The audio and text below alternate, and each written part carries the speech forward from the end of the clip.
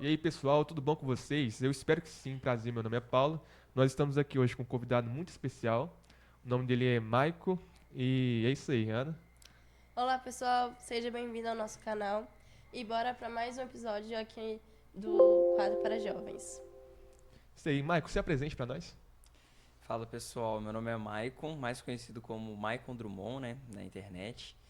E hoje eu sou influenciador digital, trabalho com mídias no geral, né, e faço isso há mais ou menos uns 6 anos.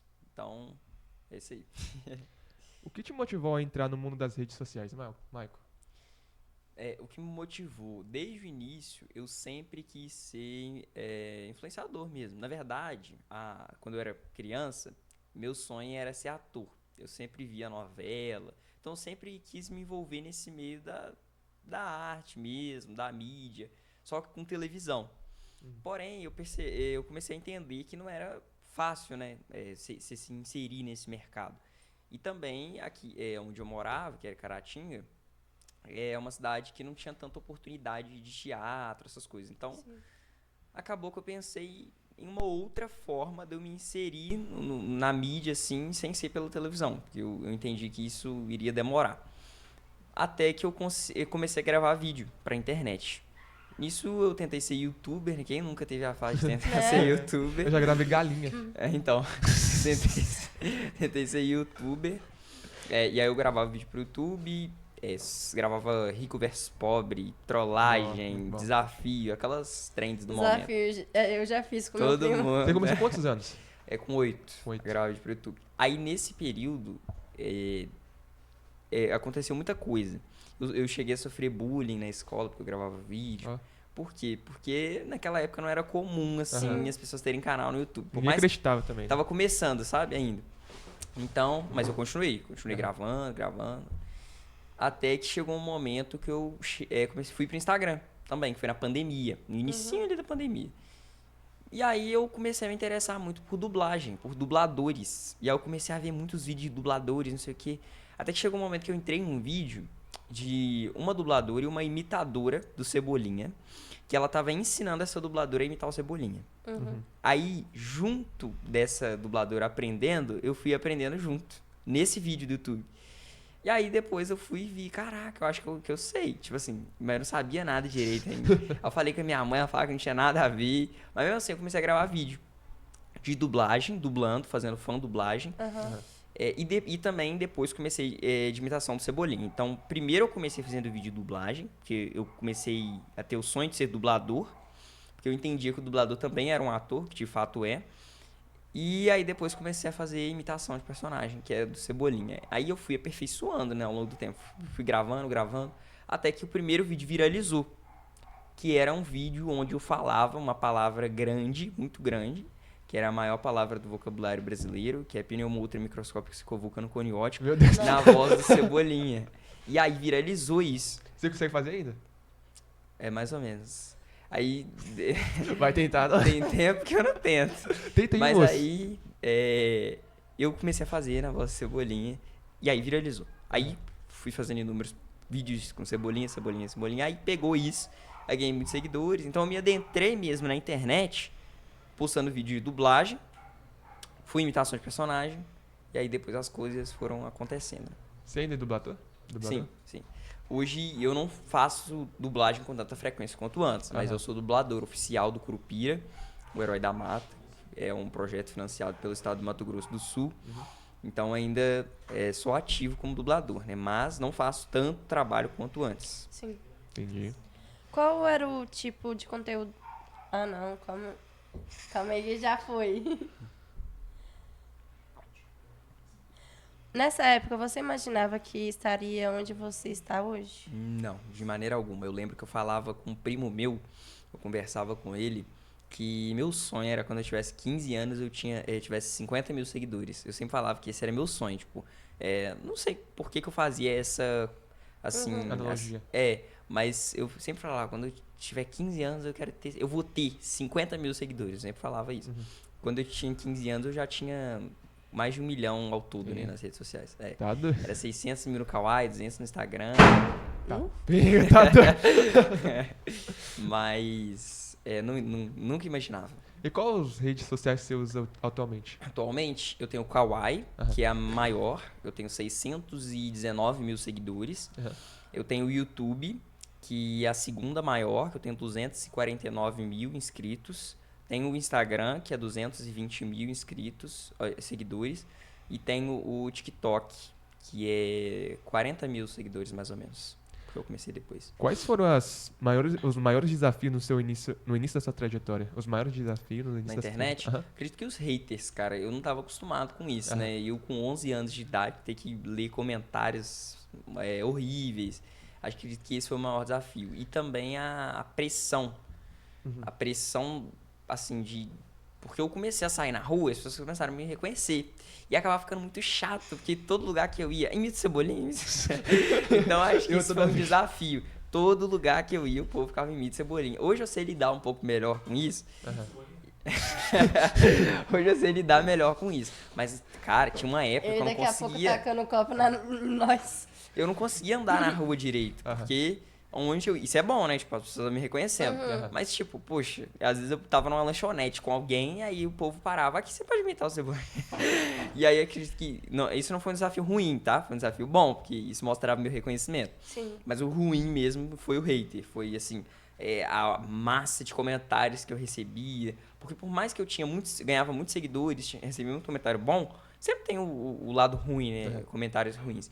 Então, sabe, aprender a lidar com isso foi de fato o maior desafio que eu. Teve algum comentário específico que te marcou?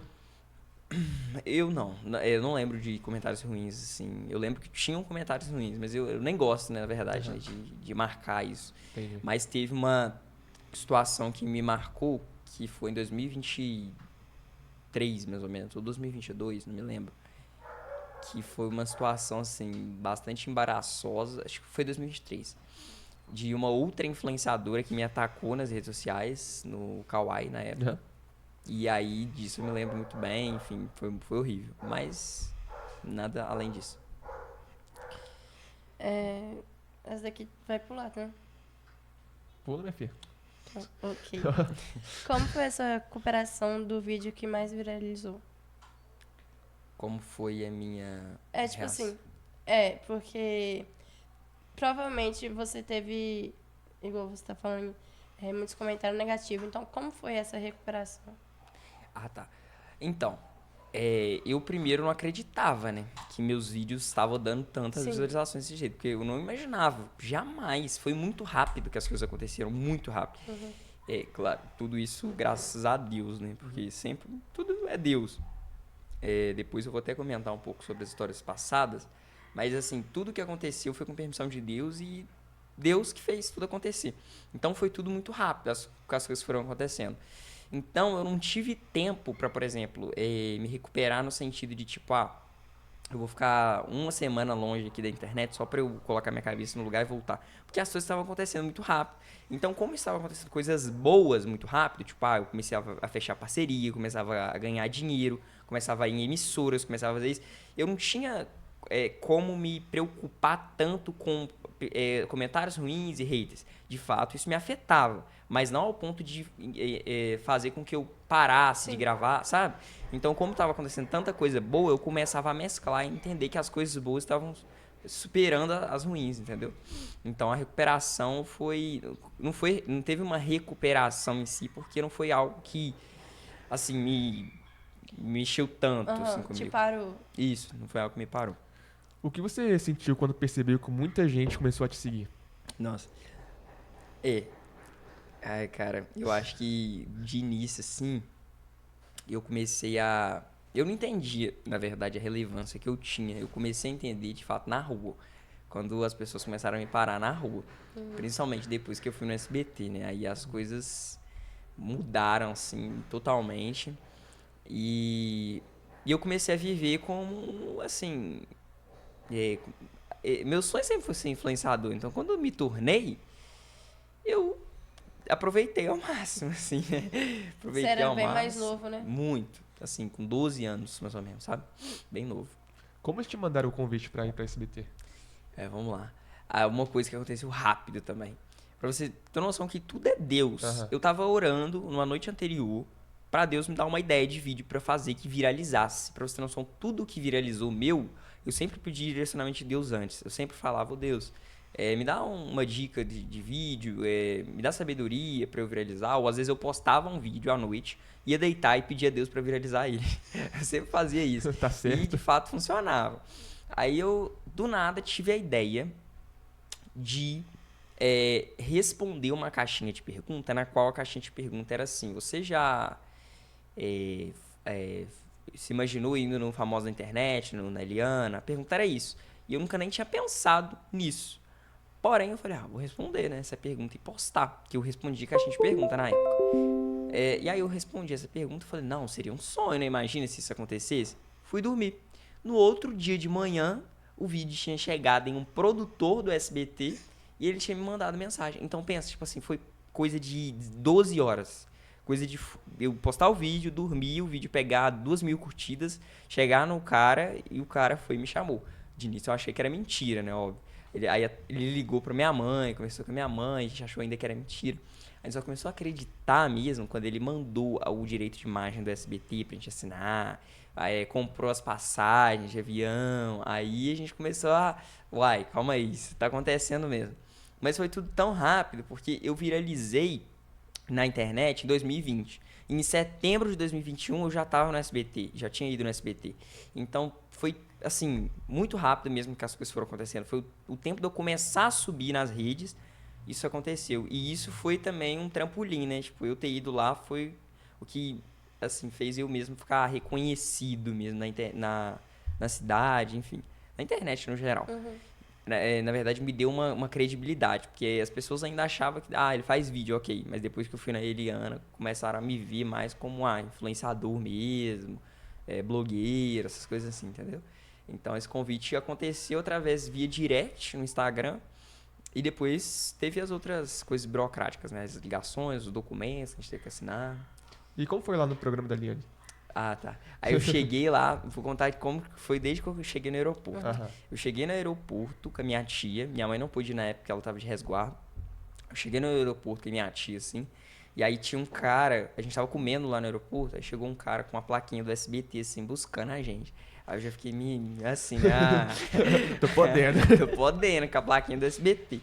Aí a gente foi do carro pro hotel, porque Todo mundo ao redor dele, eu sou Ele balançou o famoso cabelo. mesmo. Não, e todo mundo não entendendo nada, né? Tipo assim, o cara chegando com a plaquinha do SBT procurando a gente, porque a gente ia identificar ele. Aham. E a gente foi. Aí a gente chegou num hotel, porque o SBT tem um hotel, que é o San Rafael, eles até me seguem no Instagram até hoje, que todo mundo que vai em programas do SBT fica nesse hotel. Uhum. Chegamos lá no hotel, aí já tava me sentindo assim, uau, entendeu? Cheguei lá no hotel, aí tinha uma banheira de hidromassagem assim no banheiro. Eu nunca tinha tomado banho na banheira de hidromassagem. Eu fui lá, a primeira coisa que eu fiz foi lá tomar banho na banheira. Porque meu sonho era tomar banho em banheira. E aí eu fiquei lá no hotel, aí a gente, nossa, café da manhã. Porque no outro dia que a gente ia gravar. A gente chegou no hotel tipo 6 horas da tarde. Da quarta-feira, e a gente ia gravar na quinta-feira de manhã. E aí a gente foi gravar. Aí antes de gravar, que a van ia pegar a gente mais ou menos 9 horas da manhã, ou 10 horas, a gente foi tomar café da manhã. Eu nunca tinha tomado um café da manhã tão bom na minha vida. Eu coloquei tudo que eu tinha direito. Pão de queijo, iogurte, tudo, gente, que eu tinha direito. Comi pouco ainda. Eu queria ter comido mais. Queria ter comido mais coisas. Mas aí a van foi lá, buscou a gente e outras pessoas que iriam participar do programa. Aí a gente chegou no SBT, assim...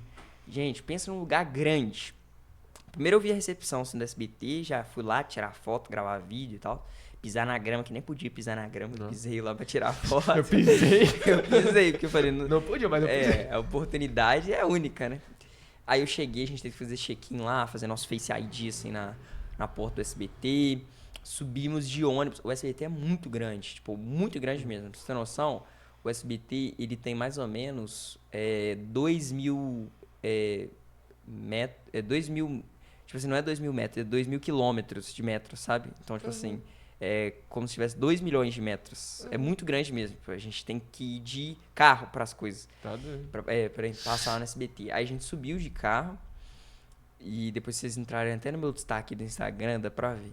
Aí tem uma área grandona assim lá no SBT, que é tipo gramas. com uma grama e tem a logo do SBT, tipo, na grama, assim, sabe? É muito lindo. E aí a gente chegou, foi lá, e os estúdios do SBT é muito grande. Tipo assim, é como se um estúdio fosse um shopping. Vamos supor, tem estúdio 1, 2, 3, 4, 5, 6. O da Eliana é o estúdio 5. Aí a gente, tipo assim, entrava no estúdio 5, só que dentro do estúdio 5 tem, tipo, 10 camarins, tem, tipo, o auditório, tem a parte do programa, é, tipo, tudo muito grande, sabe? Sim. Então lá é dividido por estúdios. Aí tem, pra você ter noção, uma coisa muito bacana que aconteceu. Eles deram almoço. Porque assim, antes chega a preparação de elenco, te perguntando as coisas. Aí eles fizeram marmitas pra todo mundo, deram um almoço, que a gente ficou lá o dia inteiro, né? Antes da gravação, enfim.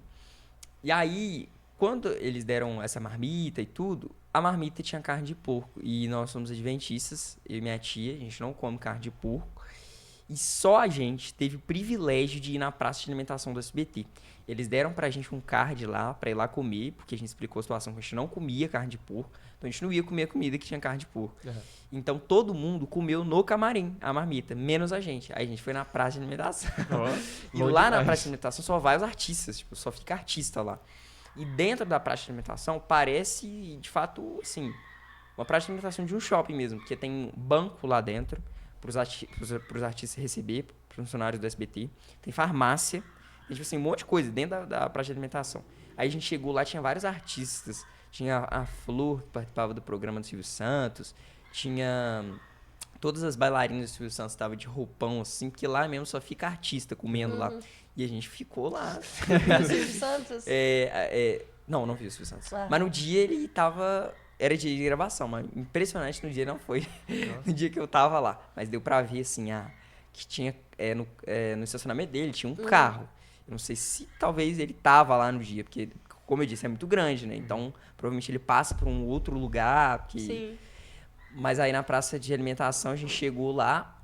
E aí depois a gente tava comendo, o povo teve que ir buscar a gente na praça, que a gente tá demorando demais. Já demorando demais comer. Mas foi muito bacana, gente. Foi, assim, coisa de artista mesmo, né? Eu vivi, assim, os 3 melhores dias da minha vida, estando lá, no São Paulo.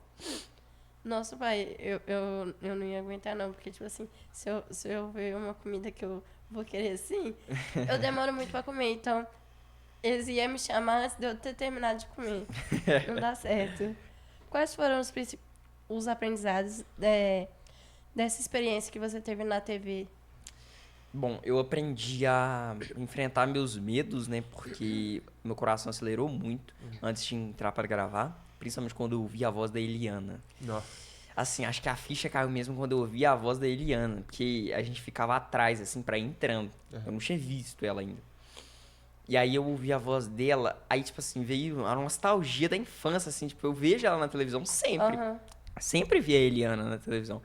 Então eu ouvi a voz dela ali pessoalmente, aí eu comecei a entender, caraca, eu tô aqui pessoalmente. Aí eu ouvi a voz da Narcisa, ela fazendo gracinha lá. E aí eu comecei a entender, e assim, minha ansiedade, eu até falei coisa que não devia. Depois eu fui ver a gravação, falei, meu Deus, por que eu falei isso? Tipo assim, porque na hora a gente tava muito nervoso. Aham. Aí hoje, seria muito diferente, porque hoje eu sei como falar e tal. Às vezes a gente fala coisa errada, né? Coisa errada que eu digo, tipo, de forma errada Sim. lá no programa. Mas foi muito bom. Aí, o aprendizado que eu aprendi foi lidar com a minha ansiedade, porque eu tive que lidar com isso, que eu percebi agora, não tem como eu desistir. E eles botam assim, eles chegam pra você e falam, olha, você tem uma chance, tipo assim, você não pode errar lá, porque se você errar, vai cortar a parte que você errou, só que você não pode repetir o que você errou. Então, você fica com menos tempo de tela. Entendeu? Não. Então, assim, vamos supor, se você erra, gagueja, não sei o quê, eles até podem, tipo assim, você seguir o caminho. Sim. Aí eles até falam, olha, se você errar alguma coisa, acontecer alguma coisa, segue. Tipo assim, não para, entendeu? Porque a gravação não pode ser interrompida, porque é muito tempo de gravação. Então, só o nosso programa teve mais ou menos, o nosso quadro, 1h30, o nosso quadro.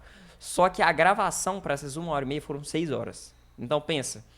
o programa ele tem outros quadros. Nossa, então, a gente chegou lá 10 da manhã e saiu de lá 6 horas da tarde, gravando um só quadro. E a Eliana tem que voltar no outro dia pra gravar outro quadro, e assim vai indo. Então demora muito. Então, se você, tipo assim, erra essas coisas, atrapalha demais.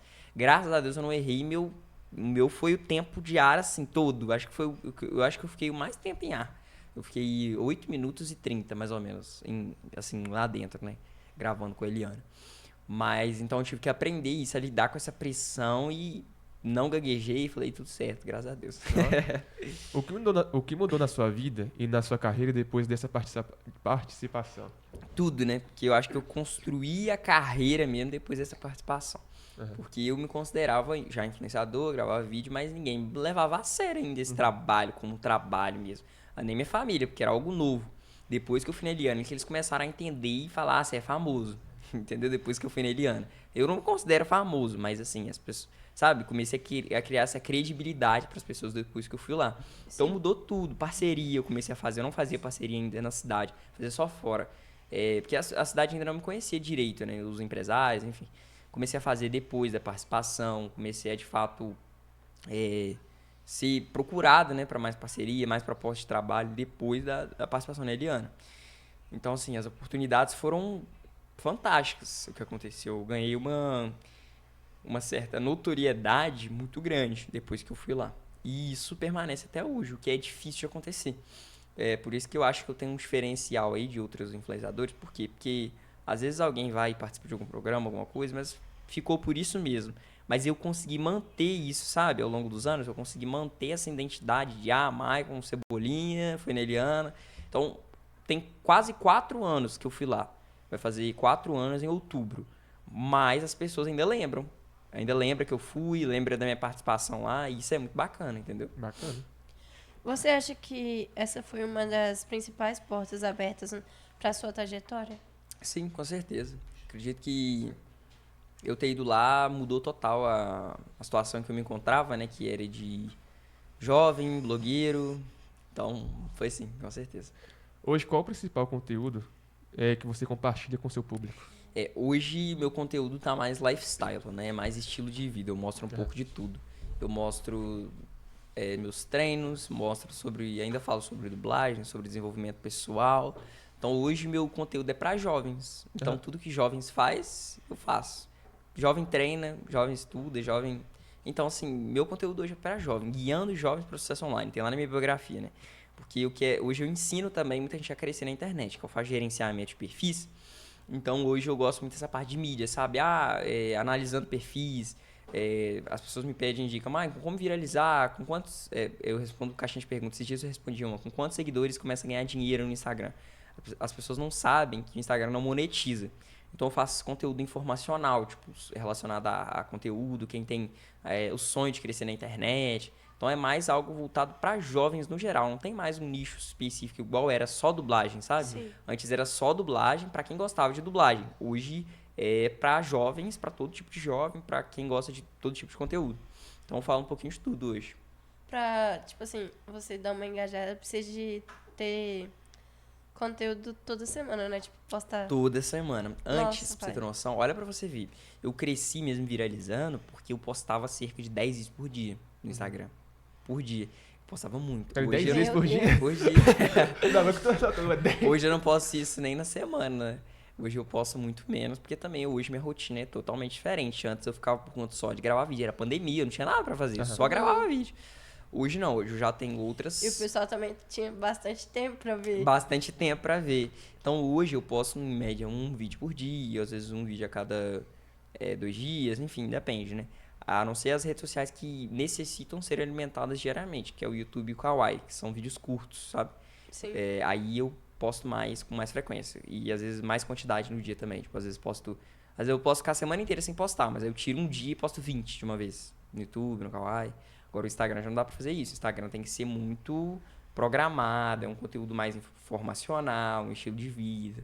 Agora Story, mais de 20 por dia, né? Story tem que alimentar. E como você sabe o que você tem que postar assim no dia? Como eu sabe quanto eu tenho que postar? Não, como assim? Como você sabe o que você vai postar? O tema? Eu tenho uma programação. Eu Aham. programo uma semana antes tudo que eu vou postar durante a semana. Às vezes eu consigo seguir aquilo tudo. E às vezes durante a semana surge uma outra ideia. Às vezes surge uma ideia tipo, eu acho que vou fazer vídeo disso. Pronto, faço. Mas normalmente eu tenho tudo anotado num grupo que só tem eu. Todo mundo tem Num um grupo que só tem Não, eu. só tem eu. Eu tenho, o quê? Uns 10. Só tem eu. E aí eu tenho tudo anotado lá, o planejamento. E aí quando eu consigo gravar, eu entro lá e já pego a ideia e gravo, entendeu? Eu já deixo tudo salvo, na verdade. Como foi esse processo de transição de conteúdo nas redes sociais? Acredito que a coisa mais difícil que deve ter acontecido durante a minha trajetória, porque eu consegui essa base de seguidores através dos conteúdos de dublagem, de imitação. Então, transferir isso para outro conteúdo foi muito difícil, porque as pessoas no início começaram a não aceitar tanto, sabe? Elas começaram a tipo, cadê o Cebolinha, não sei o que, e era só Cebolinha. E E aí, imita o meu Cebolinha. Imita o Cebolinha. no final eu imito. Coitado. Não, o pior é que às vezes, na rua, direto, às vezes uma pessoa me para, aí eu falo, quando eu voltar eu imito, na volta, Na na volta volta eu imito. e agora eu tô indo ali, mas na volta já ele não sei muito ele isso. passando em outra cidade pra não Passando encontrar naquela a rua. pessoa.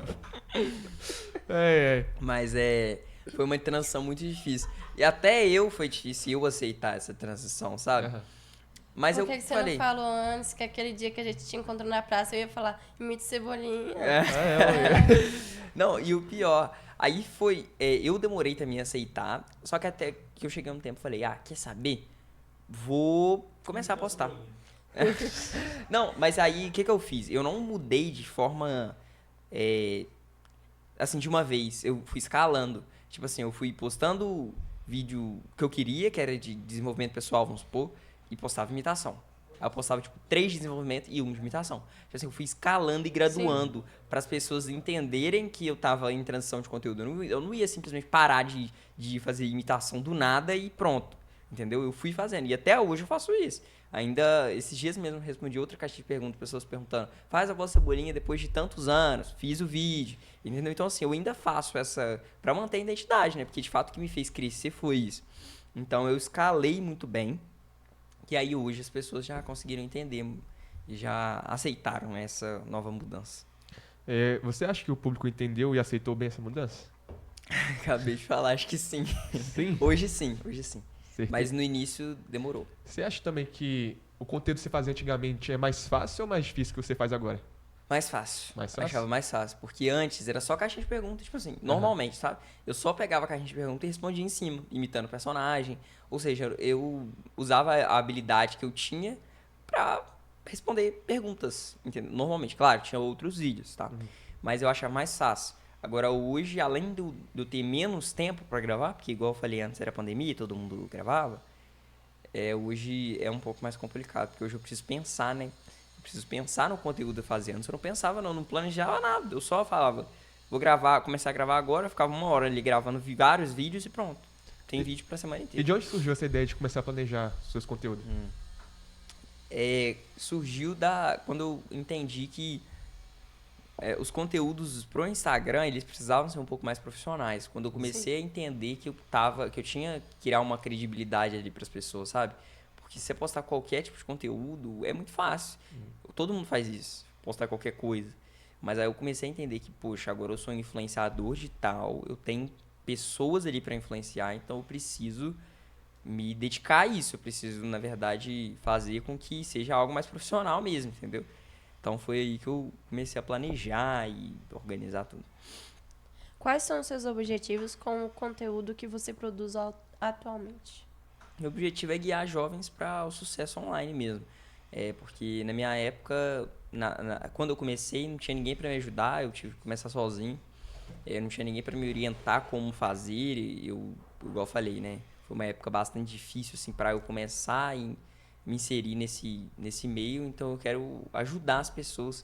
Porque eu sei que existem muitos adolescentes, muitos jovens que têm o desejo, né, de crescer na internet, trabalhar com isso. Então hoje meu objetivo com esses conteúdos é mostrar que dá para você conseguir crescer na internet, ensinar isso e também apresentar um estilo de vida saudável, disciplinado, que eu mostro muito isso lá no meu conteúdo, sabe? Então acho que o objetivo é esse, ajudar jovens mesmo. Falando em disciplina, como você começou a praticar seu jiu-jitsu? O jiu-jitsu, no caso. Ah, o jiu-jitsu foi assim, queria praticar uma arte marcial. Aham. Primeiramente para defesa pessoal, né? Porque eu me sentia muito indefeso, muito inseguro, ainda mais depois da internet, porque eu era uma pessoa muito vista. Então eu tinha essa insegurança às vezes de sair na rua sozinho à noite. Então eu comecei a entender que o que eu poderia, eu sempre entendi que a proteção de Deus estava comigo, claro, mas o que eu também pudesse fazer para me sentir um pouco mais seguro, mais autoconfiante e também para eu aprender a me na verdade, eu entrei inicialmente só pela autodefesa mesmo. Depois, eu fui desenvolvendo no jiu-jitsu valores muito maiores. Além da defesa pessoal, na verdade, a defesa pessoal é o de menos hoje. Hoje, o jiu-jitsu ele me ajudou a entender um estilo de vida muito diferente.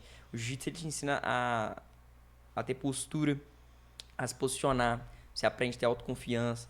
Então, até para o meu trabalho mesmo, às vezes eu ia fazer uma reunião de parceria, fechar publicidade com uma marca. Eu não sabia me posicionar, eu só aceitava e pronto, entendeu? Hoje não. Hoje eu consigo me impor quando necessário, eu consigo olhar no olho, falar, entendeu? Então, assim, o jiu-jitsu ele te coloca, assim, numa situação de você entender que você é igual a pessoa, que ninguém tá...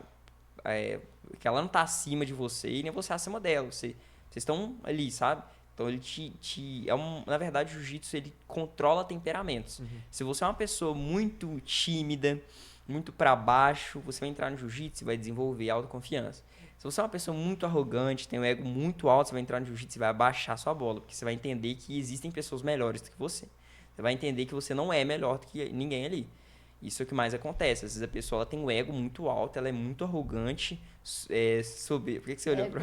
Ego alto, assim, tipo, você acha muito? Hã? Que? Não, eu me acho bonito. Se eu não me achar bonito, quem vai me achar bonito? É verdade, Ué. é verdade. Não tem ninguém que vai me achar bonito, então eu tenho que me achar Não, bonito. mas assim, Coitado, a arrogância que eu digo é a soberba, sabe? Sim. Tipo Aham, assim, sei. ser Eu só tô melhor zoando. do que os outros. De fato, a gente tem que se achar mesmo. Tipo, eu sou foda, eu me acho e pronto. Mas tem limites, né? Esse achismo nosso. Então, se você é assim, você vai entrar no jiu-jitsu e você vai abaixar seu ego. Porque você vai entender que lá as coisas são diferentes. Sabe? E sua mãe, como reagiu a isso? Ao jiu-jitsu, Aham. assim, eu sempre paguei minhas próprias coisas. Aham. Então ela não se importou tanto. Mas ela não porque ficou ela com medo, não, de ser machucado? Ah, essas tá. Ela queria me tirar com 2 meses de jiu-jitsu. Porque eu cheguei em casa, uma mulher tinha quase trancado meu joelho assim. coisas? Tá doido. Tinha virado, aí eu cheguei mancando em casa na primeira vez. Ela, vou tirar, vou chamar a polícia. Eu vou lá nesse dia. Ué. Falou que ia me tirar, porque ela não tava acostumada ainda, né? Aham. Tipo, você tá pagando pra apanhar? Ela falava desse jeito, você tá pagando pra apanhar? Mas é literalmente isso. É, no início, né? Hoje em dia eu apanho, mas também, calma lá. Calma lá. Cuidado. Então, assim, ela não sabia, ela não entendia isso. Aham. Mas hoje, nossa senhora, ela me apoia muito no jiu-jitsu, muito. Nunca Mas, duvidei. tipo assim, Nunca. Depois mas, tipo assim, é igual academia, é igual fisioterapia. Você paga pra sentir dor. É. de dor. Só que isso, Vai cada dar vez que você resultado. vai lá, você tá se Sim. tornando mais forte. Sim. Cada É. vez. Entendeu? Então é algo ruim pra trazer algo bom. É algo ruim fisicamente, Sim. mas mentalmente ele te forja, né? Porque assim, quando você tá lá, por exemplo, você tá acostumado a apanhar. De fato, apanhar mesmo. Você tá lá, você treina hoje, apanha, você vai e volta amanhã, você apanha de novo, você volta amanhã, apanha de novo. Você começa a lidar com desconforto. Então você acaba sendo preparado pra vida mesmo. Porque a vida, em todo momento, a gente tá em situação de desconforto. Ela nos coloca em situação de desconforto. Então, quando você aprende a ficar confortável no desconforto, você consegue usar isso pra tudo na sua vida. Então, por exemplo, o jiu-jitsu, pra mim, ele trouxe isso. De eu aprender a ficar confortável no desconforto. Às vezes eu tô numa situação muito difícil, na própria luta lá, tem uma pessoa muito pesada em cima de mim, e eu não posso desistir, eu tenho que respirar, pensar, tipo, o que eu vou fazer aqui? Tem que ficar calmo, manter a calma mesmo. E aí eu vou lá e vejo o que eu faço, ou então só sobrevivo, pronto. E na vida é assim, às vezes você tá passando por um momento muito difícil, que você tá com vontade de desistir, de surtar, de tudo. E aí você pensa, poxa, calma lá, vou ficar calmo aqui, eu preciso achar uma solução pra sair da situação. Então você acaba levando muito o jiu-jitsu pra sua vida mesmo. Porque o jiu-jitsu é isso, você tem que achar a solução, né, sempre, do problema. Então se você, às vezes, colocou em uma situação de risco, tanto que quando você compete, eu disputo campeonatos. Sim. E aí, quando eu perco, eu aprendo muito. Porque eu aprendo com o meu erro. Olha, eu perdi aqui porque eu deixei meu braço exposto, o cara pegou meu braço. Pronto, então eu não vou mais deixar. Então acaba que você vai forjando mesmo, você se forja no jiu-jitsu.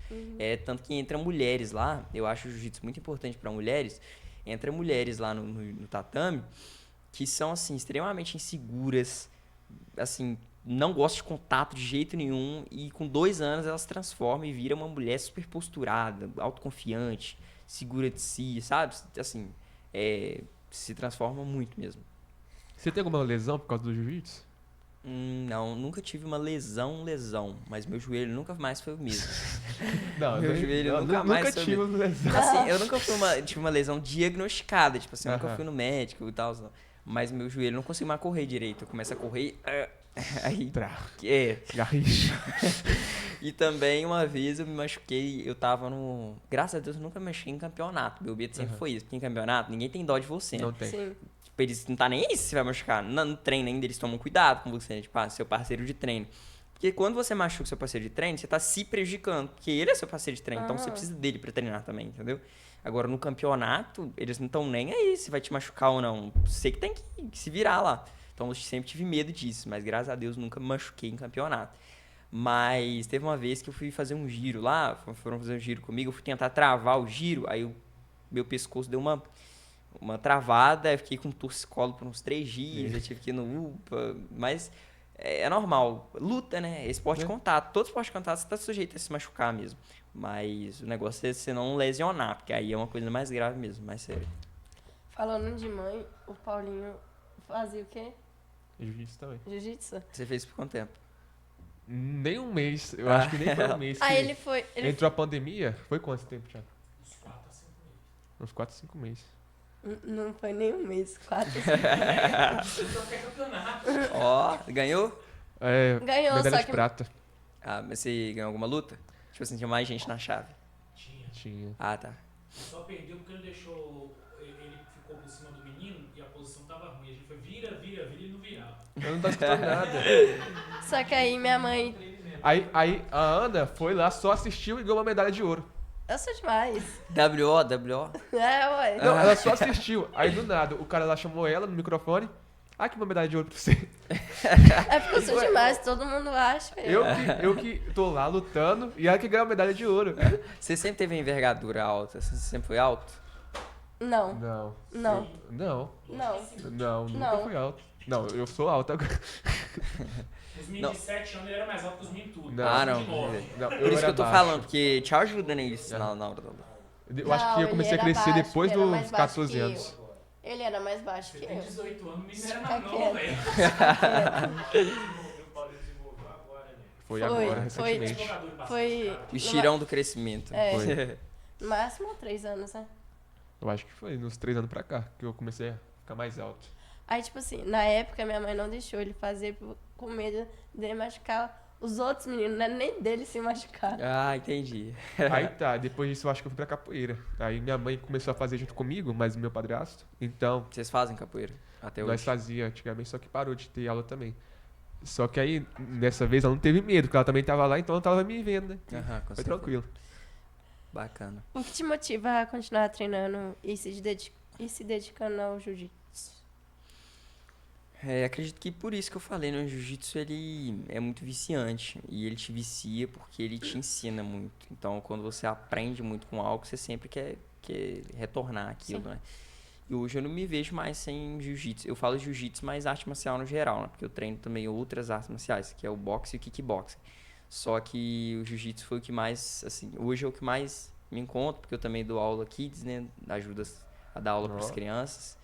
Então, assim, hoje eu vejo a transformação, além de ver em mim, eu vejo nas outras pessoas também.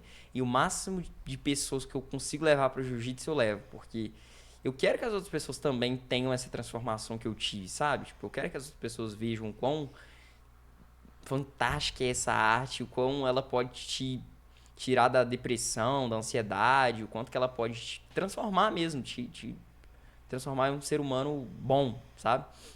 E outra coisa também é a questão da defesa pessoal. Eu acho, sem dúvidas, a coisa mais... Não sei se tem pergunta relacionada a isso aí, mas eu acho que, sem dúvidas, a coisa mais importante e a defesa pessoal no mundo de hoje, né, que a gente vive. Com Sim. certeza.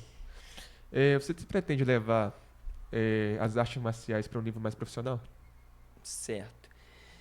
É, eu disputo campeonatos como atleta, mas eu acho que eu descobri que meu gosto é ensinar mesmo. Aham. Eu acho que dar aula, ser professor, levar isso pra frente. Então, profissional no sentido de ensinar mesmo jiu-jitsu, ser professor. E É- não tanto de competições. Assim, eu gosto de me competir pra me testar. Pra me testar, pra aprender, pra ver no que eu tô errando, pra ver se meu nível de jiu-jitsu tá bom.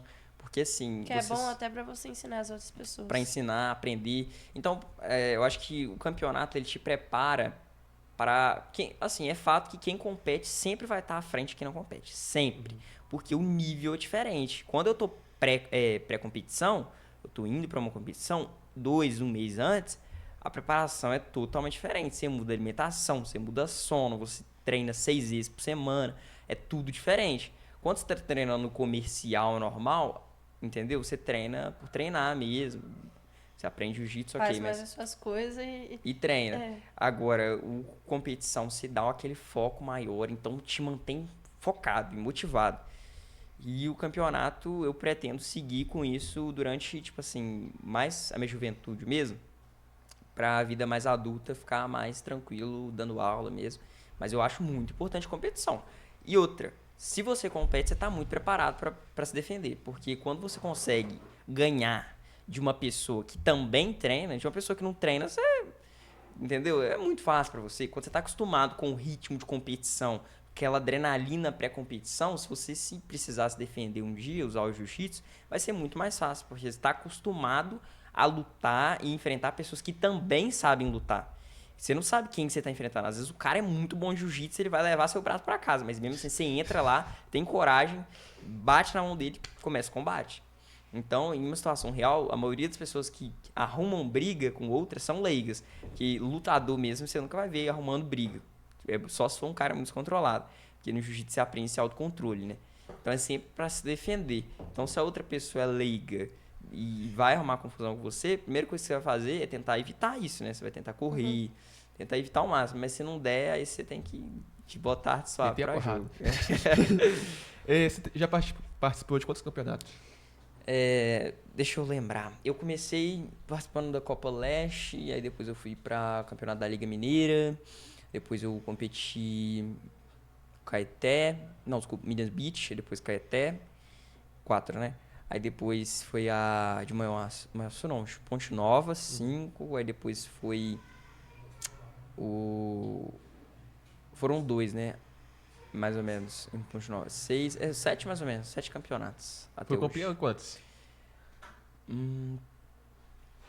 Desculpa, foi 6 campeonatos, porque eu não competi o último que teve em Copa Leste.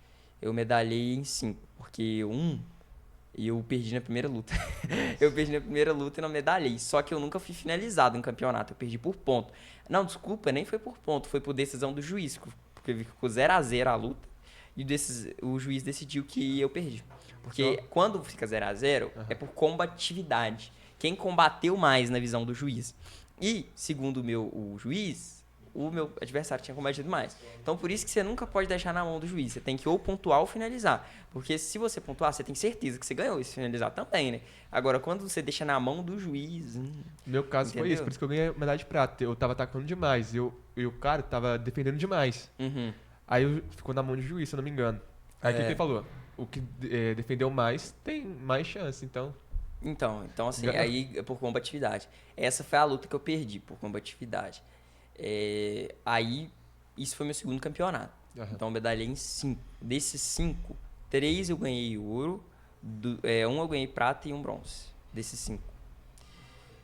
Eu fico vendo aqueles vídeos, tipo, do pessoal explicando como é que você sairia de tal situação se alguém entrasse no carro e pegasse você assim, ou qualquer coisa. Aí eu fico olhando, gente, e esse povo que não pensa, tipo assim, tá aí se eu sou cadeirante, como é que eu faço pra sair?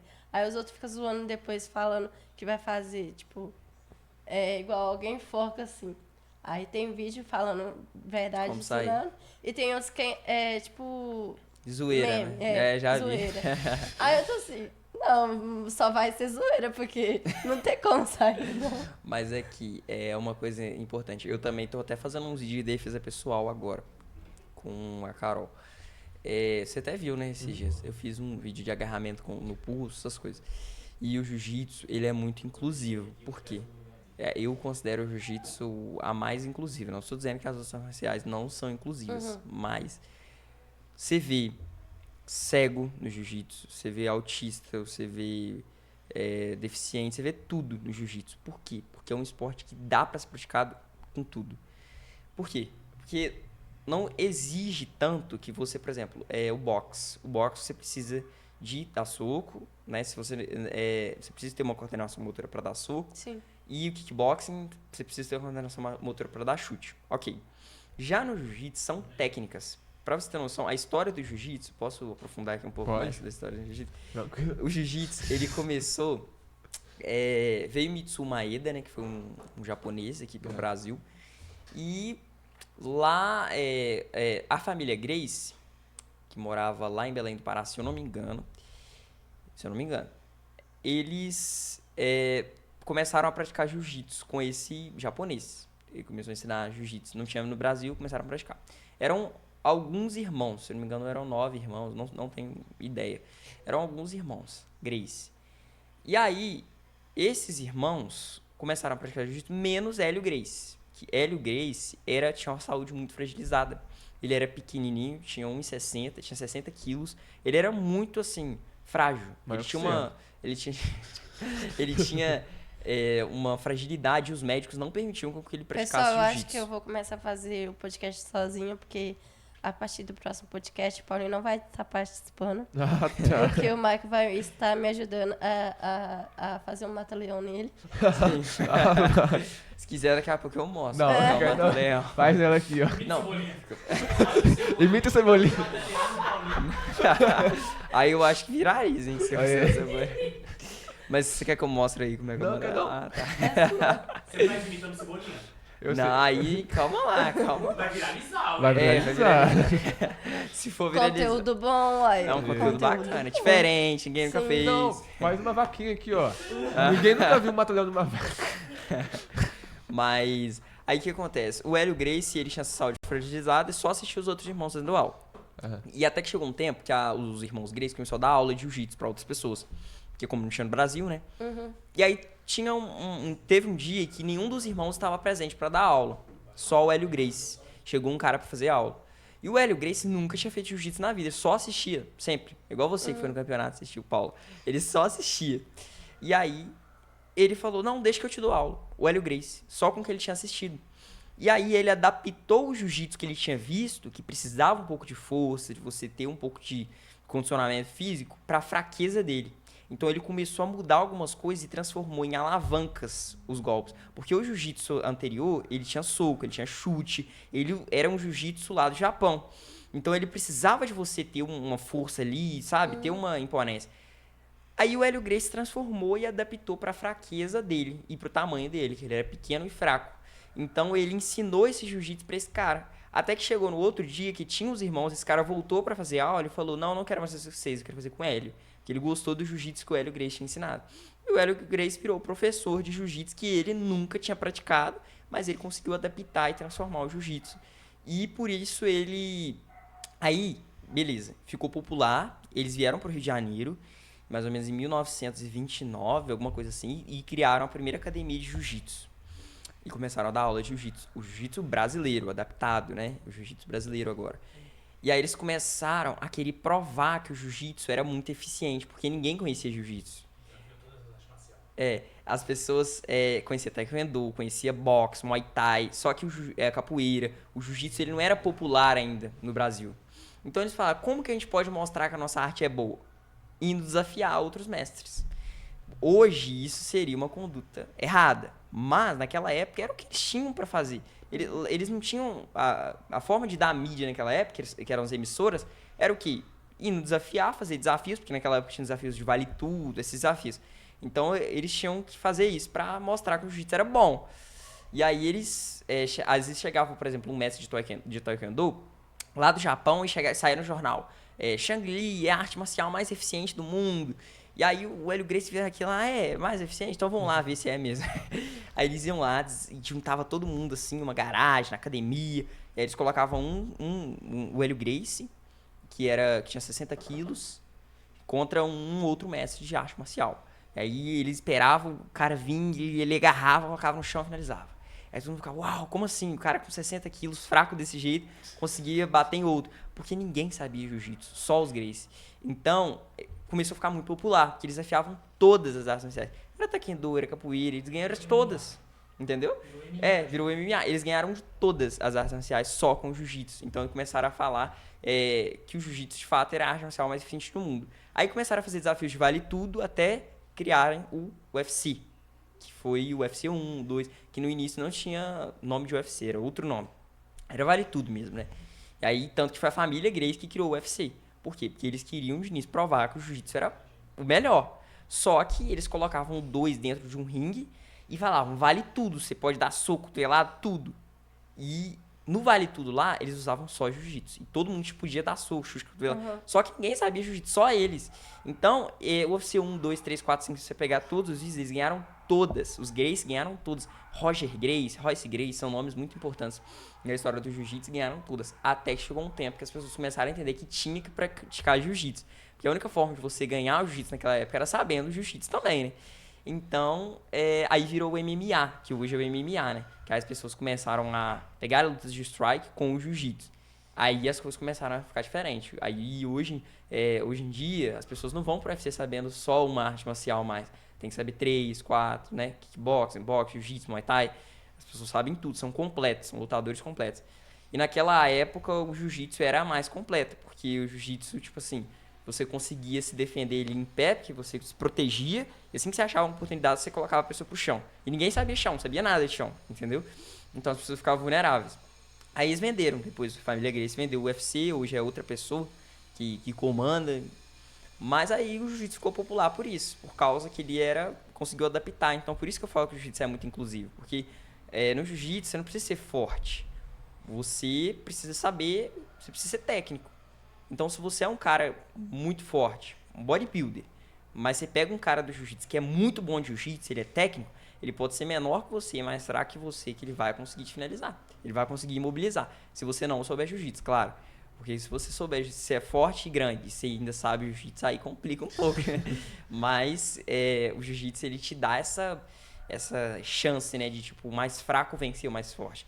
Então, essa é a premissa do jiu-jitsu. O Hélio Gracie tem uma frase que ele dizia, o jiu-jitsu que eu criei foi para dar chance aos mais fracos. Foi para dar chance de os mais fracos vencer os mais fortes. Então, você vê gente de tudo quanto assim, condição praticando o jiu-jitsu. Isso é muito, muito foda. Tanto que o jiu-jitsu é a arte marcial que mais cresce hoje no Brasil. O esporte, né? Que mais cresce. E é muito bacana isso tudo. Nossa tia é da família Gracie, né? É. Só teve uma luta que eu vi. Gracie Kelly. Na Uma história luta. inteira.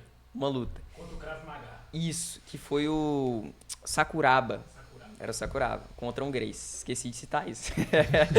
Mas foi essa luta, houve empate. E aí esse Sakuraba, ele ficou conhecido como caçador de Gracies na época.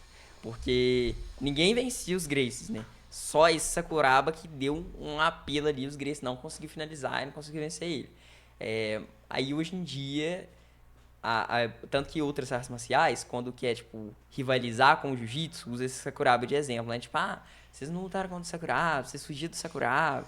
E tem o Rickson Gracie, que é até uma figura muito marcante no jiu-jitsu, que ele fala que o sonho dele, quando alguém pergunta qual a luta que você queria ter feito, ele falou contra o Sakuraba. Porque pra honrar mesmo o nome do jiu-jitsu, né? Sim. Hoje não dá mais pra fazer isso, porque hoje é errado, né? Você sair desafiando outras artes marciais, porque hoje todas as artes marciais são importantes, são boas. Mas naquela época é o que eles tinham pra fazer. Viu, gente? A gente não só traz risadas aqui pra vocês. A gente traz história também. A gente percebe que sua fé é importante. Como... Antes de mudar o assunto, eu posso só falar um pouco mais sobre Pode. jiu-jitsu? Vai. Sobre luta no geral. Queria falar sobre uma situação, uma coisa de defesa pessoal, que é muito importante Aham. pra todo mundo. Você tava falando aí sobre que não dá pra sair em certas situações. Quando você treina luta, você se prepara pra luta, mas você se prepara principalmente pra antecipação. O que seria isso? Você não se colocar em risco. Então, você aprende a não se colocar em risco, de fato. Então, você fica muito cismado. Se você anda na rua, você não anda normal. Depois que você vira lutador, você não anda mais na rua despreocupado com nada.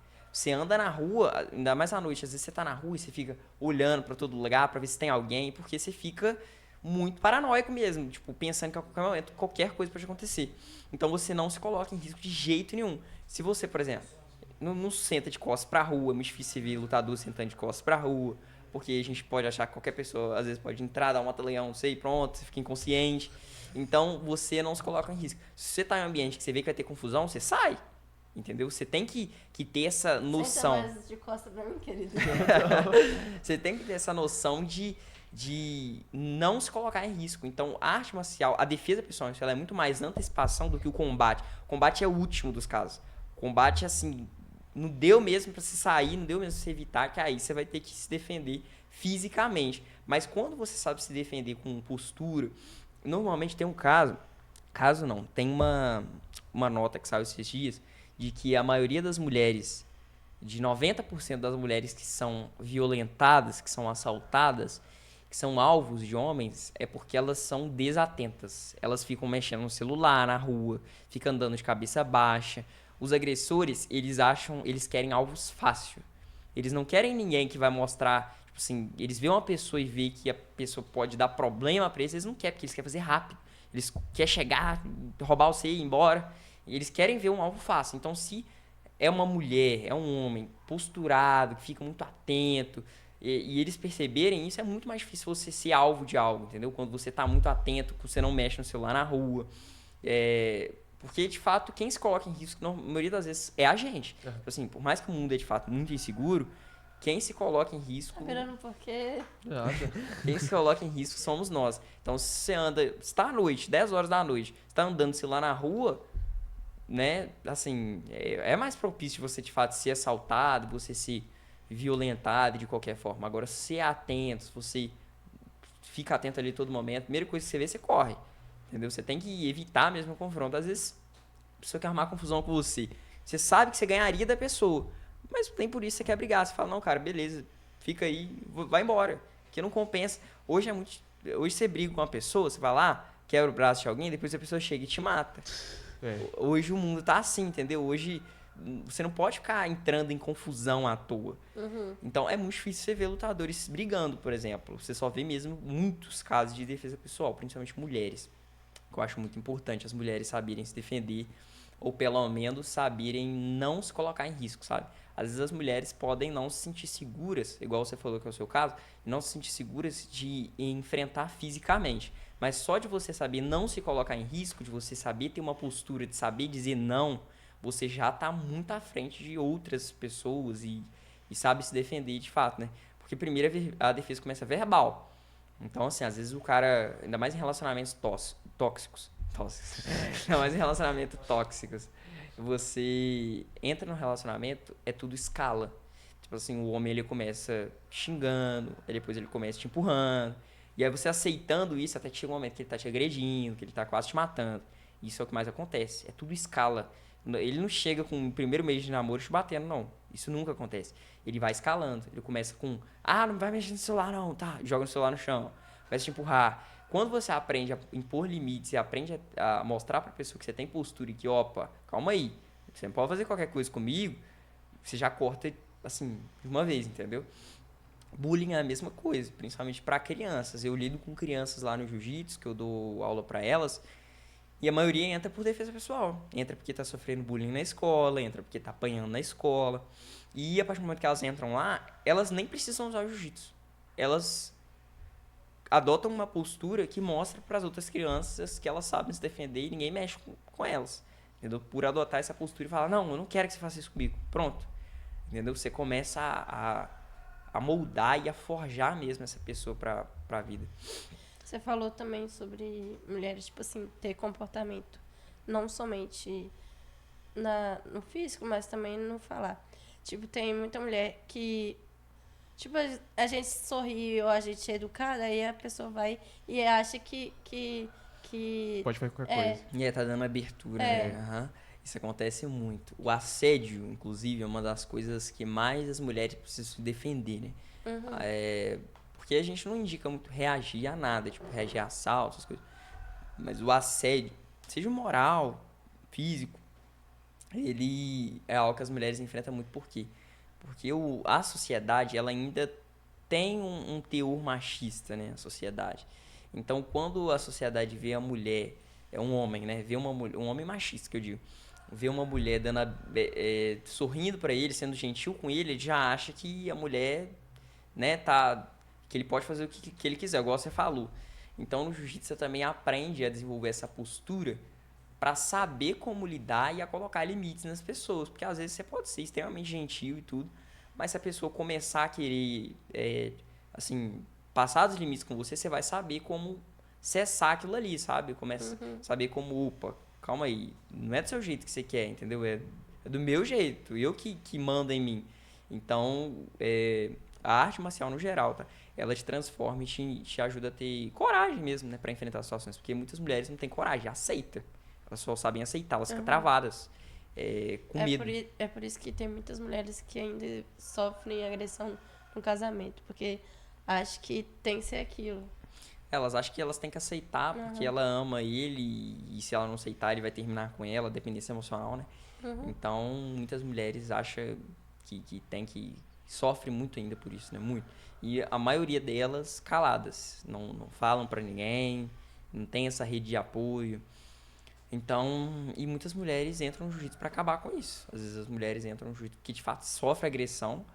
Normalmente, quando ela sofre agressão, o homem nem deixa ela entrar em uma arte marcial.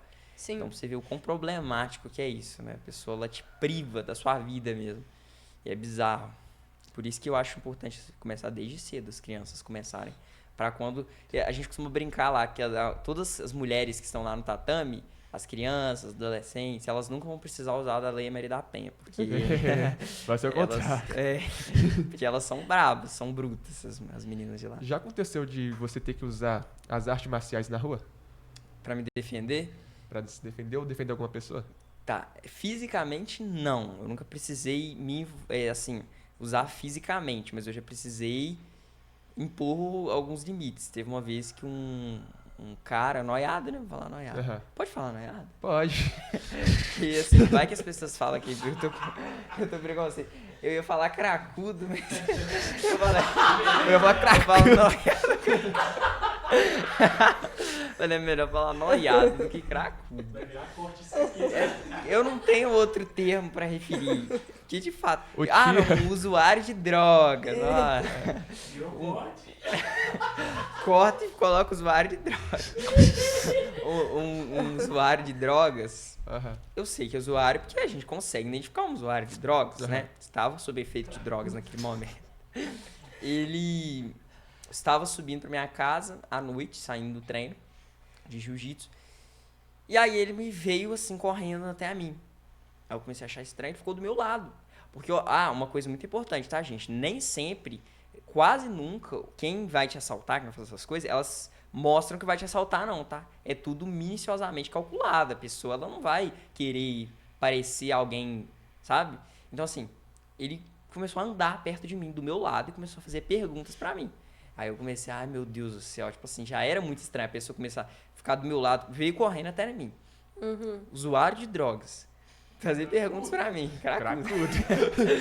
E aí começou a falar assim, você mora onde? E aí eu falei, eu moro lá no tal lugar. Só que eu nem morava, assim, eu morava mais pra lá, né? Só que eu falei que eu morava lá e de fato eu tava subindo pra lá. Aí ele falou assim, mas você... tá, eu também. Aí eu falei, ele falou, tá. Eu falei, e você? Eu também moro lá. Eu vou ir com você. Tipo assim, falou que ia comigo até lá. Aí, meu Deus do céu. Tipo assim, eu não conheço o cara comigo na amizade. Tinha umas outras pessoas na rua, não tinha muito, mas tinha outras pessoas na rua. Então, na hora, a que veio na minha cabeça esse cara tá tentando fingir que é meu amigo, pra na hora que ele tiver a oportunidade, vai me encurralar aqui e vai me roubar. E assim, aí ele começou a fazer perguntas. De onde você tá vindo? Você tá vindo da escola? Aí eu comecei a falar, não, eu tava vindo do treino. E começou a olhar muito pra minha mochila o tempo todo, sabe? Eu falei, quer pegar minha mochila? Tô vindo do treino. Ele, você treina o quê? Futebol? Eu falei, não, eu treino jiu-jitsu. Ele, então se um cara mexer com você, tá lascado. Eu falei, tá Tá lascado, cara. lasca. Eu falei, tá lascado, porque se mexer comigo, né? Já Aí eu sou falei, eu faixa também preta. treino jiu-jitsu, treino boxe, treino um monte de coisa. Comecei a falar.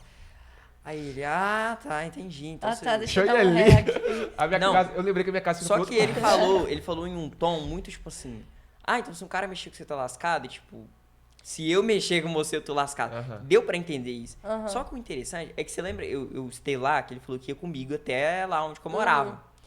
Assim que eu falei isso, ele falou, tá, e foi embora. Tipo assim, ele seguiu outro caminho. Então, tava muito na cara de que, tipo, ele queria fazer alguma coisa comigo. Porque ele não falou que morava pra lá e tava subindo junto.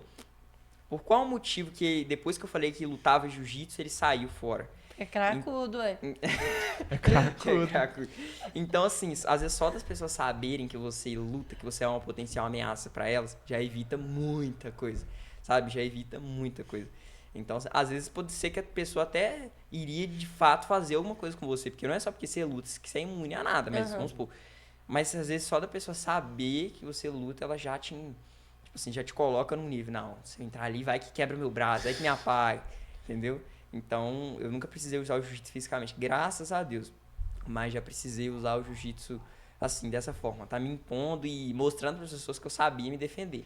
Porque quando você se mostra, você já evita, né, muita coisa. E já precisei, assim, fazer movimentações do jiu-jitsu, porque eu uso o jiu-jitsu a todo tempo, né, pra levantar, pra deitar, porque a gente tem levantado as técnicas no jiu-jitsu, que a gente levanta rápido. Às vezes eu tô deitado assim na cama, quero levantar rápido, eu uso levantar a técnica do jiu-jitsu, que é uma coisa que é automática, entendeu? Às vezes teve uma vez que eu tava descendo um morro lá atrás da minha casa, que é muito escorregadio, às vezes fica escorregadio lá, muita terra. Aí, às vezes, pra não cair, ando tipo em base do jiu-jitsu, assim, que a gente tem uma base lá, que a gente não cai fácil. E aí eu desço andando assim pra não cair, pra não escorregar. Então acaba que eu uso muito o jiu-jitsu dessa forma, né? Tipo, assim, no dia a dia mesmo, pra fazer uma coisa, porque você acaba criando um condicionamento físico muito bom. Então, às vezes, até pra pegar uma coisa que caiu no chão, você pega mais rápido porque você treina. Então, só dessa forma. Mas, graças a Deus, nunca precisei me combater, não. Graças a Deus. Espero nunca precisar também, né, gente? Porque ninguém, assim, se precisar um dia, acredito que tô preparado, mas... Tomara que... Hã? Da academia. O nome da academia é Sindra Gold Team, gente. Né? Tem que divulgar, fica lá no Santa Zita, aqui em Caratinga, pra quem é de Caratinga, né? Fica no Santa Zita, Sindra Gold Team, nós temos horários segundas, quartas e sextas, às 7 horas da noite, no jiu-jitsu, no kickboxing. Nós temos horário terça e quinta às 8 da noite, jiu-jitsu infantil também, tem horário terça e quinta, 6 horas da tarde e 7 horas da noite. Então, pra quem quiser, tá? Fica ali na Rua Antônio de Assis, número... Esqueci. 60. Número 60. Então, vocês podem ir lá. Isso aí. Então, a gente percebe que sua fé é importante. Como a religião influencia a sua trajetória? Religião... Como eu citei, eu sou adventista do sétimo dia e eu acredito que a maior premissa que eu levo pra vida, assim, o maior ensinamento é de fato que Deus é tudo. Então, tudo que acontece é com a permissão de Deus. Uma frase um versículo, né, bíblico, que eu gosto muito é Mateus 6:33, né? Que fala, mas buscai Deus, buscai primeiro o reino de Deus e sua justiça e as outras coisas serão acrescentadas. Isso. Então, esse é o que eu mais gosto, porque eu acho que quando você faz as coisas de Deus, se envolve na obra de Deus, Deus cuida das suas outras coisas. E de fato isso tem acontecido comigo. Quanto mais eu me envolvo e cuido das coisas de Deus, Deus, assim, tem sido excepcional no trabalho que Ele tem feito, assim, sabe, em cuidar das minhas outras coisas. Então, afeta diretamente na minha vida, porque Deus é tudo, né, pra mim. Você participa de algum grupo da sua igreja? Eu sou desbravador. Lá na igreja tem um clube de desbravadores. Além dos adolescentes, enfim. Clube de desbravadores, que são adolescentes de 10 a 15 anos. A gente faz um trabalho lá, eu sou da diretoria já do clube. Você fica 5 anos no clube, depois passa pra diretoria. E o que a gente faz? A gente é bem parecido com escoteiros, só que a diferença é que a gente, além dos escoteiros, faz mais trabalho físico, mental. Além disso, a gente faz trabalho físico, mental e espiritual, né? Que é a igreja. A gente acampa na mata, faz fogueira, nós e amarras, ordem unida, fanfarra. É uma coisa muito bacana. A gente vai pra Camporis. Então, sim, eu faço parte dos bravadores. Inclusive, para quem tiver interesse, as inscrições estão abertas, de 10 a 15 anos. Você pode estar participando, não tem isso de ser da igreja, não. Você pode ser de qualquer igreja, participar com a gente, que é muito bom. Eu ia perguntar isso agora, pra, tipo assim, quem tem vontade, né? Uhum. Porque a maioria pensa que tem que ser da igreja. Não. O clube é separado, né? O clube é um projeto da igreja adventista, mas qualquer pessoa pode participar. Foi a escola adventista que abriu lá em Caratinga agora? Sim, foi a escola adventista. Muito bom, tá, gente? A educação adventista é uma das melhores do Brasil. É. É a terceira Vamos- melhor? Olha, a vamos terceira já melhor do Brasil. Quase o primeiro já. Aham. Primeiro a Mackenzie, depois eu me esqueci a outra, depois a... Adventista. Você vê o alto nível dos pessoal. É bom demais. O povo adventista, a igreja adventista tem muito projeto, sabe? Muito. É desbravador, é aventureiro, é ministério, sabe? Tem vários ministérios. Tem muito projeto mesmo. Só vem, minha filha, fala alguma coisa. Como você concilia sua vida pessoal com a produção e conteúdo de treino? Ela tá gripada aí. É, com produção e conteúdo. Como você concilia a vida pessoal com a produção de conteúdos e treino? Ah, tá. Hoje, aumentou, né? Hoje, agora, eu também, além de produzir conteúdo, eu tô trabalhando para uma empresa de social media. De mídia na verdade, exercendo um cargo de mídias sociais lá. Algo que eu já faço mesmo, né? Cuido das mídias lá da empresa. À tarde. Então, minha rotina agora vai ter que ser ajustada, porque normalmente à tarde eu treinava musculação e gravava vídeo. Então, agora eu vou ter que ajustar isso. Mas eu consigo conciliar fazendo da seguinte forma. Eu não mudo, tipo assim, pra mim é uma vida só. Eu, tipo, não separo, diferente das outras pessoas, minha vida de influenciador com minha vida de criador, de treino, enfim. Minha vida pra mim é tudo. Por isso que os meus conteúdos são treinos. No momento que eu tô treinando, tô gravando. No momento que eu tô, enfim, fazendo alguma coisa relacionada a mídias sociais, tô gravando. Então acaba que eu trago muitas pessoas pra minha vida do cotidiano mesmo. Então não preciso separar muito, sabe? Então dá pra conciliar bem, assim. Como é a sua relação com o público e os seus seguidores? Eu acho que eu me sinto muito... Hoje eu me sinto muito confortável com os meus seguidores, porque de fato eu imagino como se ele tivesse uma comunidade, e de fato é uma comunidade, né? Da minha identidade visual, a maioria dos meus seguidores eu considero meus amigos mesmo, converso com eles como pessoas próximas, e isso desenvolveu ao longo do tempo, né? Que ao longo do tempo eu fui construindo essa base de seguidores, e hoje os meus seguidores são extremamente... É muito raro ver um hater hoje, tá, gente? Graças a Deus. Pelo menos no Instagram, nas outras redes sociais. Mas pelo menos no Instagram, hoje é muito raro eu ter um hater lá. Quando tem, eu até acho, oxe, milagre. Hoje em dia, graças a Deus. Tava com saudade de um hater. Tava com saudade de um hater. Quando tem hater é porque eu sei que tá dando certo a coisa. Porque quando aparece hater é porque o seu vídeo tá sendo muito visualizado, né? Que aí vai para as pessoas boas, que são as que me seguem, e as que não seguem. Porque hoje eu acho que as que me seguem, nenhuma é hater, porque, né? Se bem que hater segue muita gente, né? Mas eu acho que a maioria é porque gosta de mim mesmo. Então, quando eu sei que não teve hater, é porque eu sei que entregou pros meus seguidores. Quando eu sei que teve hater, é pra gente que de fora também. E muito bom, porque tá dando certo, tá viralizando. Você tem vontade de criar uma empresa ou empreender alguma área? Tenho sim. Tenho muita vontade de construir uma empresa relacionada no nicho de marketing digital, de mídias sociais mesmo. Como eu já estou trabalhando nessa área, principalmente prestando serviço para uma empresa nisso, eu quero construir o máximo de experiência que eu conseguir, ganhar o máximo de experiência, para futuramente, daqui uns 2 anos, não sei, montar uma empresa, alugar uma sala comercial, né, montar um estúdio bacana, para focar em produção de conteúdo, mídias, em agência de influenciadores, sabe? Porque eu gosto disso, então eu quero expandir isso. Então eu acho que aqui em Caratinga seria muito bacana, porque não tem nada do tipo, né? Você não tem agência de influenciadores, curso de influenciador em Caratinga. Você não vê isso. Curso de youtuber. Quanta gente que faria isso, sabe? Tipo, muitos adolescentes e jovens, às vezes, têm o sonho de trabalhar com internet, de ser influenciador e tudo. Em Caratinga não tem uma especialização para isso. Mas imagina se eu construísse um espaço, tipo, para fazer... pegar profissionais qualificados e colocar para dar curso mesmo, sabe? Disso. Agenciar outras pessoas... além de gerenciar perfis, que é uma coisa que eu já faço, é expandir mesmo esse mercado. Então eu tenho muita vontade, acredito que vou fazer sim essa empresa, e já estou assim, ajustando, né, me organizando.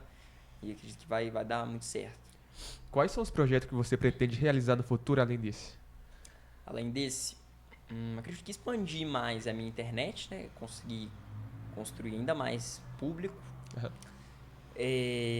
Eu pretendo fazer faculdade também de direito, que eu gosto da área do direito. Por mais que não é uma área nada a ver com o que eu faço. Mas Nada a ver. Nada a ver, mas eu acho que a gente tem que expandir o máximo para várias áreas. Tipo, a gente tem que saber o que a gente gosta mesmo pra vida. Então, eu pretendo fazer cursos na área que eu já atuo, que é de curso de mídias, de marketing e tal, para especializar. Porque eu acho que minha faculdade mesmo é a vida, que eu já sigo, é a experiência que eu já tenho. Porque você não aprende mais com a prática, assim, você aprende muito mais com a prática e com os erros do que com a teoria, né? Então, pretendo fazer curso de especialização, mas faculdade eu queria fazer direito porque eu gosto da área, eu acho bacana, para futuramente, sabe? Acho que durante a minha juventude eu quero seguir na área da internet, mídias, pá. Mas depois da minha fase mais... Eu comecei a 30 anos pra lá, acho que eu quero, tipo assim, ficar mais tranquilo, exercer algo relacionado na área do direito ali, dependendo de advogar. Tranquilo. Não, tranquilo não, mas, né, tipo assim... com as minhas empresas, se Deus quiser. Minhas empresas. Amém. Tipo assim, eu vou ser patrão, né? Isso. Aí eu deixo tocando lá e vou fazer outras coisas também, que eu acho bacana. Mas eu tenho muita vontade de ser advogado. Eu acho bacana a área, sabe? Mas o que te motivou a A seguir? ser isso. Aham. Você sabe que vai ter muito pessoal cracudo querendo... Cracudo. Vai ter o quê, gente? Ah, tá, com certeza. Ele assustou. Não, eu achei que depois desse podcast é cracuda daqui. Aí eu falei, calma lá. Não, aí vai lá, a gente junta um grupo de cracuda nisso. Não, mas... Por quê? Porque dentro da minha família eu já vi muitas coisas acontecendo, muitas injustiças e muitas pessoas sem voz mesmo, sabe? E na minha visão, o advogado é um profissional que dá voz àquelas pessoas que não têm voz. Porque, de fato, tipo assim, o advogado é que vai falar pra você. Se eu tô sendo processado judicialmente e chegar lá no juiz e falar, não, juiz, eu não fiz isso, o juiz vai cagar pra mim, não tá nem aí pra o que eu tô falando, sabe? Porque eu fui processado. Agora, quando um advogado fala por mim, o advogado tem um conceito. Ele tem o conhecimento teórico, conhecimento técnico ali pra falar e brigar mesmo por mim, as coisas mudam. Então, tanto que você vê que na justiça, quem não tem advogado, infelizmente, é muito... alvo a inúmeras injustiças mesmo, né, que o Estado, infelizmente, comete. Então, eu acho que se eu fosse um advogado, eu seria um advogado muito combativo mesmo. Tipo, lutar contra o Estado mesmo, com muita coisa, porque o Estado é muito falho.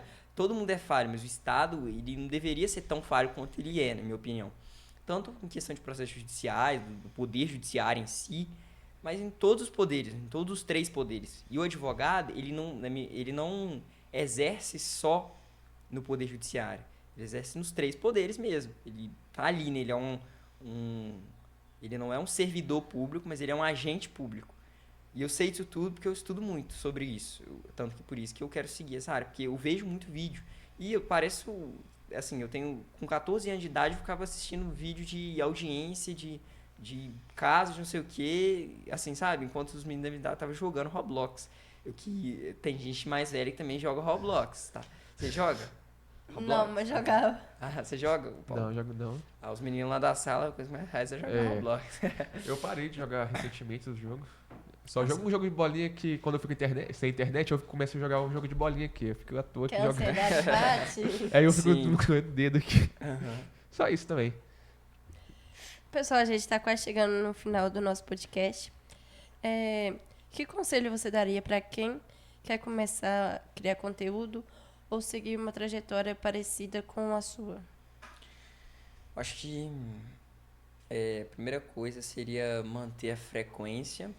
Aliás, primeiro conselho, não ligar para a opinião dos outros, que isso eu acho que mais pega para os jovens de hoje, sabe? Sim. O medo dessa pressão. Os jovens... Gente, hoje você vê adolescente tirando foto com a mão no rosto, porque tem medo de aparecer. Aí eu fico... Porque tem problema. Não, se não quer tirar foto, Eu? não precisa nem tirar, gente. Entendeu? Eu não tiro não, gente. Oxi. Não, porque assim, eu acho que se não quer aparecer, não Ô, tira foto. hater. Eu sou Mas, assim. tipo assim, Entendeu? Mas isso eu entendo. Ah, Isso não é porque, é o estilo da pessoa tirar foto. Não, porque tem vergonha mesmo. Aham. Vergonha de ser zoado, que se acha feio, autoestima. Então, eu acho que quando você trabalha primeiro isso de, tipo, aprender a não ligar pra opinião dos outros, a fazer aquilo que você quer, Sim. as coisas fluem. Porque você não vai ter medo de produzir conteúdo, você não vai ter medo de falar. Porque hoje a maior arma que nós temos enquanto seres humanos é a voz, né? A palavra, tipo, a gente falar. Então, assim, quando a gente fala, a gente consegue atrair muita gente, enfim, através da internet, vale muito a pena a gente vocês irem pra internet, porque por mais que tenha a parte ruim, tem a parte muito boa, que se constrói muitas pontes, contatos, né? O networking é muito bom. Sem contar que você constrói uma comunidade muito boa, né? Às vezes quando acontece alguma coisa muito... às vezes você recorre à internet, ao seu público, né, que você tem. Então, Tipo assim, eu tinha um canal, só que aí eu parei por causa de comentários. Aí eu parei de fazer os vídeos. Mas também não sabia o que fazer, entendeu? Eu não tinha ideia do que fazer. Eu postava uns vídeos lá aleatórios, do nada. Não tinha nem frequência, era uma vez no ano. E olha lá. Mas aí eu fui excluir todos os vídeos e pronto. Mas uma das coisas que eu tenho mais vergonha é por causa... Tipo assim, eu tenho vergonha. Aí eu não gosto de ficar me expondo. E meu rosto, entendeu? Só que de vez em quando eu vou lá e filmo, tiro uma foto. mas alguma por que coisa. você tem vergonha? Não sei te falar. Tipo assim, pra eu estar aqui, minha mão tá suando, entendeu? Não, e eu tô aqui Isso- treinando É. toda hora. Isso tudo é costume É mesmo. costume. É tudo adaptação, porque quando você faz com muita frequência, uma hora você vai acostumar. Sim, Pronto. É que, por exemplo, podcast vocês não fazem toda semana, por exemplo. sim. Então, quando a gente tem frequência, por isso que eu falo, tenha frequência em gravar vídeo. Mas comece de forma gradual. Começa postando um vídeo por semana, depois 2, depois 3. Pra você ir acostumando, porque de fato ninguém nasce sabendo nada. E ninguém nasce assim, eu vou fazer a coisa pela primeira vez e já vou fazer um vídeo top falando. Óbvio que não, meu primeiro vídeo foi muito travado também. Claro que tem pessoas que já nascem com uma habilidade de comunicação, né? Que eu acho que foi meu caso. Eu já nasci bem falando muito. Mas se eu pudesse dar um conselho hoje para quem vai começar na internet, seria: primeira coisa, não se importar com a opinião dos outros, porque quem opina sobre sua vida não vai viver com você e muito menos Paga essas te contas. fazer crescer. Exato. Vergonha não paga boleto, eu sempre disse isso, que a vergonha ela não paga boleto. E a frequência, mantenha a frequência, comece de forma gradual e vai postando muito até uma hora de se acostumar, se adaptar e aí vai. Tipo Ser assim, bom. eu sempre fui maritaca na infância.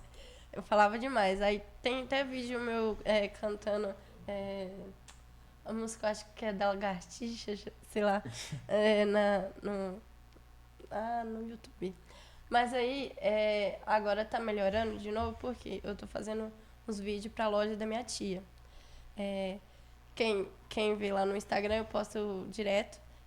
Central Informática e Segurança. Lá em Caratinga, pessoal. Rua Antônio, Coronel Coronel Antônio Antônio da Silva, número 97, Centro, Caratinga. Rua Nova. É. Rua Nova, Rua do Correio. Eles falam que ele é Rua do Correio. Não, Rua do Correio não. Rua do Não? Correio é a outra. Então você reclama com minha mãe, que minha mãe que falou que é Rua do Correio. A Rua Nova. Tem uma igreja nossa lá na Rua Nova. Uma igreja central lá. Mas a minha também é central, porque hoje a igreja de Santa Cruz virou central de algumas outras igrejas. Uhum. Que é a segunda maior, né, da cidade. Não sei o endereço pra falar pra vocês, da outra. Da central. É do lado do BBQ. Ah, sim, é do BQ. É do lado, né? Então. Mas a nossa de Santa Cruz é Rua Deputado N. Moreira de Carvalho 867, tá? Pra quem quiser ir lá. Sim. Pra fechar aqui, qual mensagem você quer deixar pra quem acompanha o seu trabalho? Cebolinha. Pode deixar. Bom, a primeira coisa que eu quero falar é que eu fico muito feliz, né, com toda essa coisa. Hoje eu já me acostumei a gravar vídeo, já me acostumei, acho que isso faz parte de mim. Então tudo que envolve hoje mídia, gravação, as pessoas recorrem a mim, em todo o ambiente. Às vezes lá no treino alguém quer fazer alguma coisa, me pede dica. Enfim, hoje virou parte da minha identidade mesmo. Então eu quero dizer que eu gosto mais de fazer isso, que eu quero atrair o máximo de pessoas e ensinar, né, também, né, o máximo de pessoas. E sempre levando uma coisa positiva, né, levando uma mensagem positiva para as pessoas.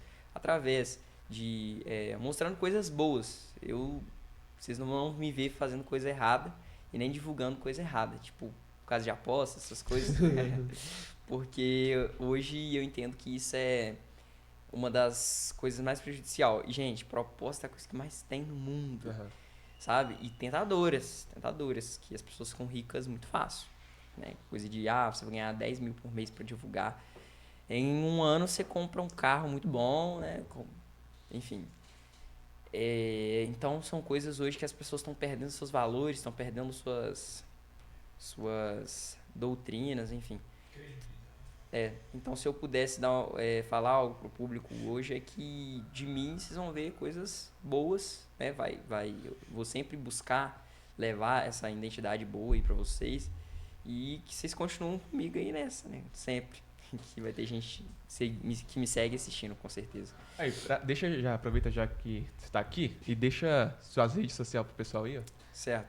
O meu Instagram, na verdade todas as redes sociais são a mesma, exceto uma. O Instagram é Maicon Drummond, que é MAICONDRUMOOND. Drummond com 2 OND no final, tá? O Maicon Drummond. YouTube é a mesma coisa. Kawaii é a mesma coisa. E TikTok é a mesma coisa, só que com 0 no final. Então, TikTok é Maicon Drummond 0. Mas todas as redes sociais, se você pesquisar Maicon Drummond, você vai me achar de qualquer jeito. Se qualquer coisa você não achar, você pesquisa no Google, que também me acha. Eu também tô no Google lá. Assim, quando pesquisa meu nome no Google, dá pra ver lá, né? Instagram, essas coisas. É igual a gente foi tentar caçar, na inteligência artificial, o nosso nome. Aí apareceu Paulinho como jogador de basquete. Sério? Que legal. Também já pesquisei, já apareceu eu também. Só que apareceu como ator que imita o Cebolinha. Tipo, ator imitador do Cebolinha. O que já... E o Cebolinha? Imita o Cebolinha. Você falou que no final ia Coitado falar. do cara. Imita o Cebolinha. Minha voz tá ruim hoje. Cebolinha. Bebeu água gelada. Fazer a chamada faz a chamada agora pra imitar o Cebolinha. Qual que é o nome do podcast? Cercadinho. Cercadinho Podcast. Eu vou falar pro público. Só que assim, né, gente? Hoje eu tô meio assim, né? Viu a puberdade. Vamos lá. E aí, galera, aqui quem fala é o Cebolinha e eu tô aqui pra falar que eu tô aqui no Seu Caldinho Podcast e tá um podcast muito legal e interessante pra vocês, tá? Então é isso aí, valeu! O cara imita gente ainda. Isso Valeu. aí, gente. Que depois vocês usam pra chamada de ação lá. Também. Ué. Infelizmente não, né, gente? Como é? Eu dei um branco aqui. Nós chegamos já no final de mais um episódio do nosso quadro do Cercadinho Podcast. Espero que vocês tenham gostado. Se inscreva, curta aí o canal. Compartilhe com seus amigos. Comente aí se você quiser que nós traga o Maicon Drummond. Drummond, isso. Nós traz de novo e é isso aí. Nós comente sobre mais assuntos. É só você deixar aí nos lá em Caratinga. comentários. Daqui a pouco nós está com um podcast lá em Caratinga. É isso aí. Nós te espera. Até lá. Com Deus. Valeu. Tchauzinho, pessoal.